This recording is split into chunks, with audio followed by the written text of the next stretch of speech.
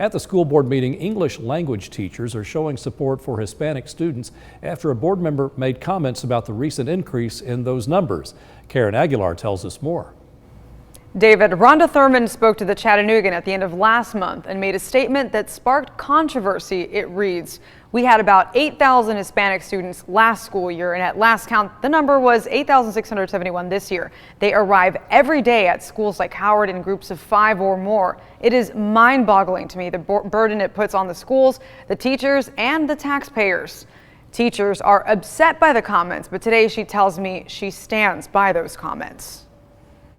To even think of them as a burden is, it's very sad. Didn't mean that students are a burden, but rather the situation is. The word burden is burden in any context. That's just not a word that you would associate with a student. ENL and ESL teachers with Hamilton County Schools are upset by recent comments made by Hamilton County School Board member Rhonda Thurman. I didn't say they were a burden. I said the situation is a burden to the system. It is a burden on the system. What situation exactly?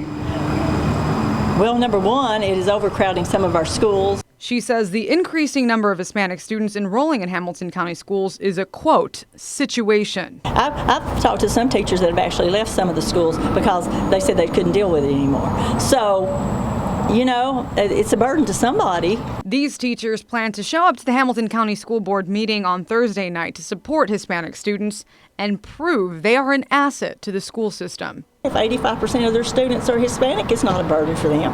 But the ones that are having to deal with it at the high school level and the middle school level, it is a burden to them when they give them an assignment and they can't read it, they don't understand it. I think any great teacher will give equal amount of time to each student. They will meet them where they need to. You would see they are not a burden. They are a blessing. Thurman says charter schools and rezoning could be a solution to the overcrowding of schools, but she also mentions it would be costly. The teachers are actually at the school board meeting right now. We'll keep you updated on what happens in that meeting tonight at 11. Reporting live in the studio, Karen Aguilar, Local 3 News.